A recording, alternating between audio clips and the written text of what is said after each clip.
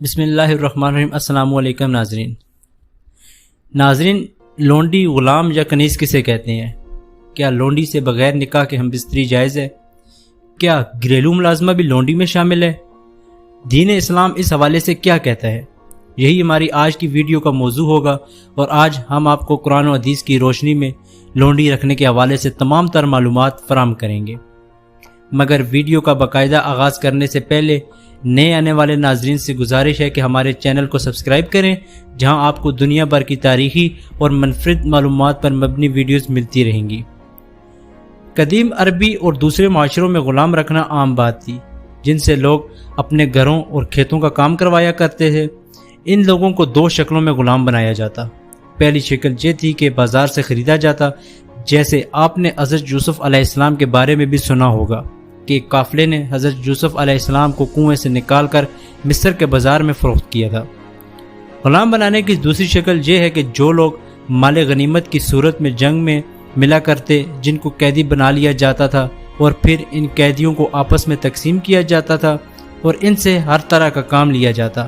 اسی طرح ان میں جو خواتین ہوتی ان کو لونڈی کہا جاتا تھا، اور ان سے گھروں کے کام لیے جاتے، یعنی ان کو گھروں کے کام پر مامور کیا جاتا تھا۔ لیکن ناظرین، آج ہم آپ کو اس کی تیسری شکل کے بارے میں بتائیں گے۔ تیسری شکل کیا ہوتی ہے؟ تیسری شکل یہ ہوتی ہے کہ اکثر امیر لوگ کسی کو تحفے میں دیتے ہیں۔ اس دور میں جو قیمتی تحفہ ہوتا تھا، جو ایک طاقتور جوان غلام یا کوئی خوبصورت لونڈی ہوتی تھی۔ ناظرین، اب ہم آپ کو بتائیں گے کہ اسلام میں لونڈی کے ساتھ ہم بستری کو کیوں جائز قرار دیا گیا۔ شریعت میں اپنی لونڈی، یعنی اس کی جو اپنی ملکیت ہے، جسے اس نے کسی سے خریدا ہو یا کسی نے تحفے میں دی ہو، تو وہ اب اس کی مکمل ملکیت ہے۔ شریعت نے اس کے ساتھ ہم بستری کی اجازت دی، لیکن بہت سخت قوانین کے ساتھ۔ بہت سی پابندیوں کو اپنانا پڑے گا یا ان پابندیوں کی پاسداری کرنی پڑے گی۔ اکثر کچھ لوگ اس بات پر بحث کرتے ہیں کہ نکاح کے بغیر یا شادی کے بغیر ایسا کیسے کر سکتے ہیں، یہ تو گناہ ہے، جبکہ حدیث مبارکہ میں ہے کہ مردوں پر اپنی بیویوں اور لونڈیوں سے ہم بستری کرنے پر کوئی ملامت نہیں ہے، یہ اس کے لیے جائز ہے۔ نبی کریم صلی اللہ علیہ وآلہ وسلم نے اس کام کو بڑی حکمت کے ساتھ ختم کیا کہ لوگ نکاح کی بات کرتے ہیں کہ نکاح کیوں نہیں کیا، نکاح کے بغیر یہ کیسے جائز ہو گیا، وغیرہ وغیرہ۔ حالانکہ نکاح بھی تو نبی کریم صلی اللہ علیہ وآلہ وسلم کی سنت مبارکہ ہے۔ اگر نبی کریم صلی اللہ علیہ وآلہ وسلم نے لونڈی کو بغیر نکاح کے جائز قرار دیا تھا تو اس کو ماننے میں کیا حرج تھا؟ ناظرین، اب ہم آپ کو بتائیں گے کہ اس کے کیا قوانین ہیں جس سے لونڈی کے ساتھ ہم بستری جائز ہوتی ہے۔ اگر مالک اپنی لونڈی کے ساتھ ہم بستری کر لے تو یہ بات اس پر لازم ہوگی کہ اب یہ اس کو بیچ نہیں سکتا، یعنی کہیں اور فروخت نہیں کر سکتا، چاہے اسے کتنی ہی بڑی قیمت کیوں نہ مل رہی ہو۔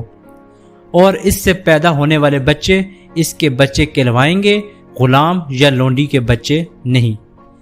اس کی جائیداد میں برابر کے حقدار ہوں گے، لہٰذا اب غلامی ختم ہو گئی اور لونڈی اب آپ کی بیوی بن جائے گی، تو مالکان کو اپنی لونڈیاں سے ہم بستری کرنے کی اجازت دی گئی، جس سے وہ ایک غلام سے گھر کی مالکہ بن گئی۔